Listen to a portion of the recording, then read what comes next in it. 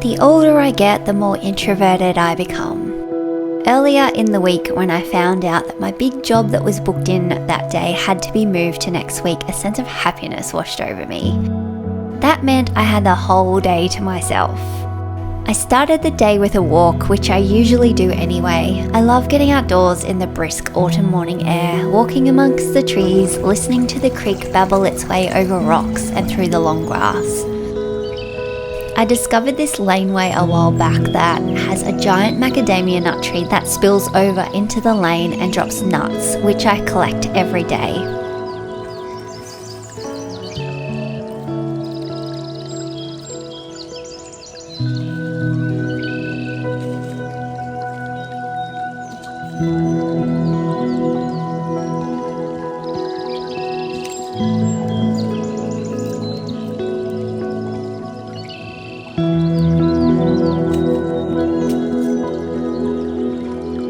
I try to jam as many nuts into my pocket as I can. Once I get home, I put the nuts in the sun to dry and ripen. I plan on making some white chocolate chip cookies with them later today.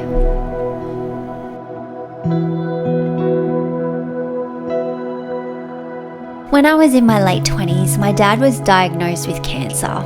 This was a real wake-up call for me. I suddenly had all these thoughts that life was short and I needed to stop wasting it. I was also getting back into photography at the time, which I studied in high school. I started doing a lot of travel with my then husband at the time. Instagram was becoming a big deal, and I was fortunate enough to ride the wave and became a travel photography influencer. I was visiting endless countries and lots of different parts of Australia, promoting each place for tourism boards, going on group trips with other influencers, running sellout photography workshops, and creating travel videos in pursuit of the whole girl boss hustle culture. But after a decade of doing this, I got to the point where I was tired and burnt out. Thankfully, at this time, I rediscovered my love for gardening. Gardening brought me peace, which was what I was craving. It has made me slow down and be present, to notice the little moments of beauty and joy. The taste of a homegrown strawberry is so much more delicious because I grew it, and it just can't compare with one from the store. I'm gradually trading the frantic pace of modern life for something slower, more intentional and fulfilling. Some of my favourite things to grow are onions and potatoes.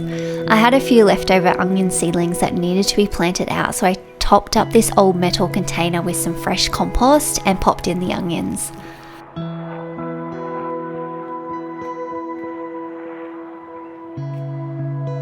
This variety is Hunter River Brown, which is my tried and true variety. Last year these grew to a baseball-sized onion.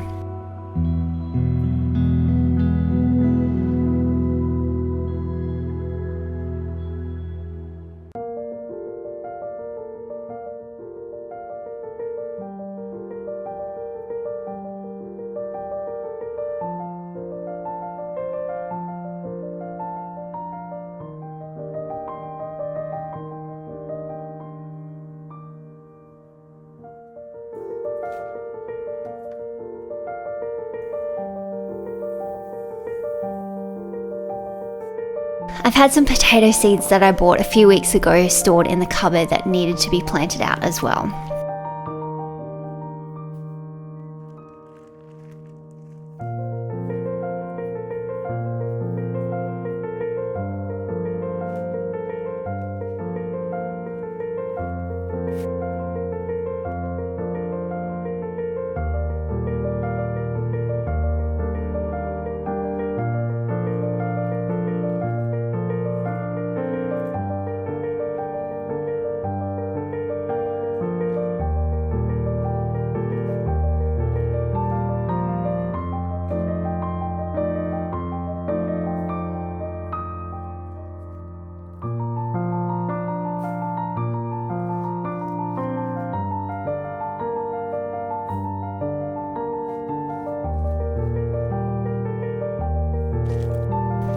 This variety is King Edward, which I haven't grown before. I am still in pursuit of large potatoes, and this year I'm trying lots of different varieties to crack the code on growing large ones. These grow bags make it really easy to grow potatoes, and they really are a set and forget vegetable.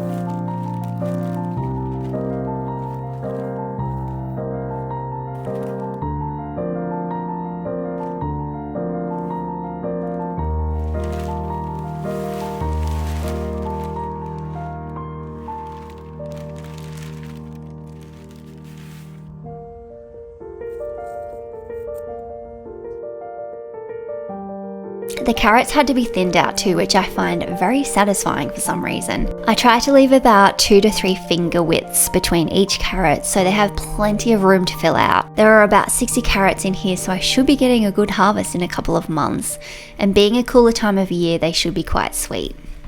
I've been keeping an eye on the giant maple leaf tree about 2 streets away from where I live, waiting for the leaves to change colour and start falling. So today was the day I went and knocked on the owner's door to ask if I could collect them. The older gentleman who answered the door was more than happy for me to do so. I ended up getting 6 containers worth, and there are still tons of leaves to fall. I collect these leaves for free mulch for my garden beds and as brown matter to add to my compost bin. I am also going to make a wire container in one of the garden beds and fill it up with the leaves and leave them to break down over the next 6 to 12 months. The broken down leaves create, as they call it, black gold, a beautiful nutrient-rich soil to top up the garden beds with. With all the nuts I've collected over the last few weeks, it was time to shell them and bake some white chocolate chip macadamia nut cookies. I don't have a fancy nutcracker, so I had to make do with the vice in the garage. It did a good enough job, and I got a decent sized bowl full of nuts.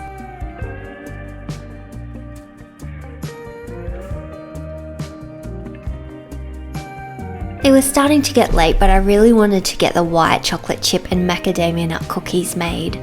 I started with 227 grams of unsalted butter that I softened in the microwave.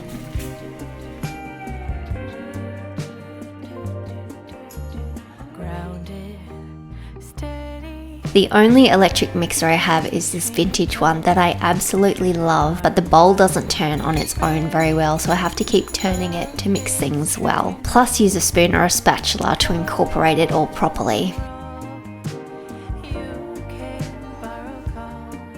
Then I added 165 grams of brown sugar and 100 grams of white sugar into the butter mixture and mixed together.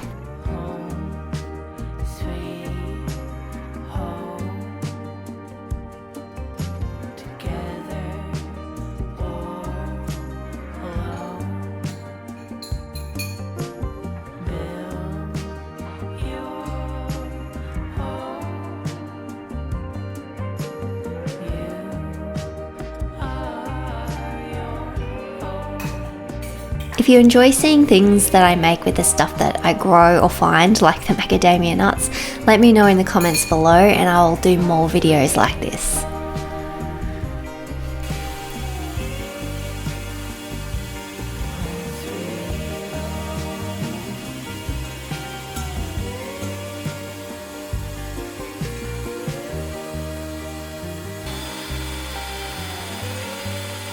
Once that was blended until light and fluffy, I beat in 2 eggs, one at a time.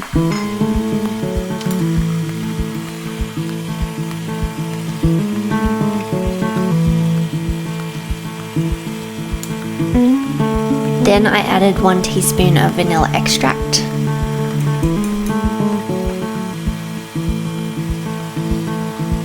Then I measured out 312 grams of flour and added that in.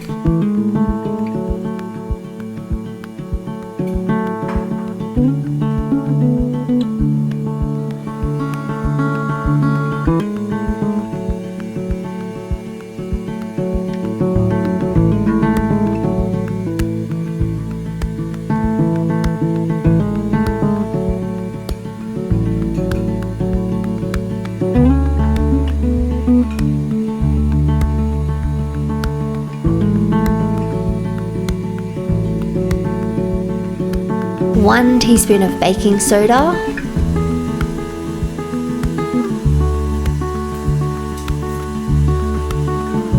and half a teaspoon of salt.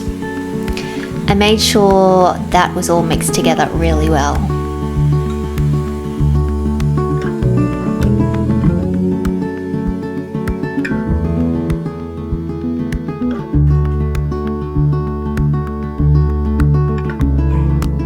Then I chopped up 1 cup of macadamia nuts,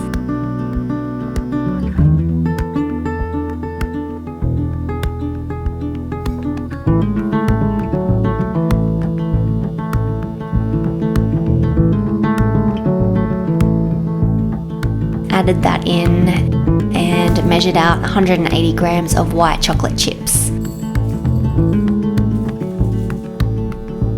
I then folded those through with a spatula.